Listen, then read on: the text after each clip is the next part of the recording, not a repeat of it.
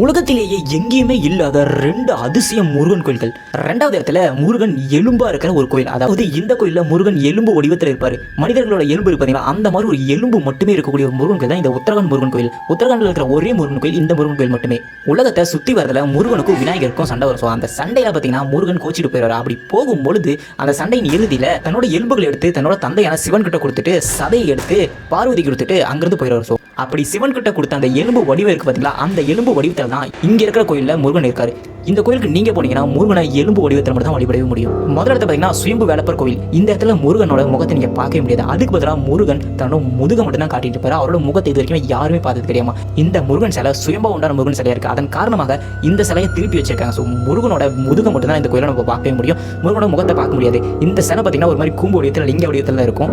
அந்த காலத்துல இந்த கோயில் இருந்த இடத்துல மண்ணுல பால் ஊறிட்டு இருக்கு. ஸோ ஏகப்பட்ட பால் வந்துட்டு இருக்கு. ஊர் மக்கள்லாம் சேர்ந்து பார்த்திருக்காங்க. அதுக்கப்புறமா அந்த பால் இந்த இடத்த தோண்டி பார்க்கும்போது இந்த இடத்துல லிங்கமும் முருகனோட சுயம்பு சிலையும் கிடைச்சிருக்கு. ஸோ அப்படிப்பட்ட சுயம்பு முருகன் சிலையை எடுத்து இங்க வெளியே வச்சிருக்காங்க. அதுக்கப்புறம் கோயில் கட்டப்படுது. அது மிக பிரம்மாண்டமான கோயிலா கட்டினது பாண்டியர்கள் தான். மதுரை மீனாட்சி அம்மன் கோயில் கட்டினதுக்கு அப்புறமா இந்த கோயிலை கட்டியிருக்காங்க. இங்க இருக்கிற முருகனோட முகத்தை இது வரைக்கும் யாருமே பார்த்தது கிடையாது. அதுக்கு பதிலாக முருகனோட முதுகு மட்டும் தான் பார்த்து வணங்கணும்.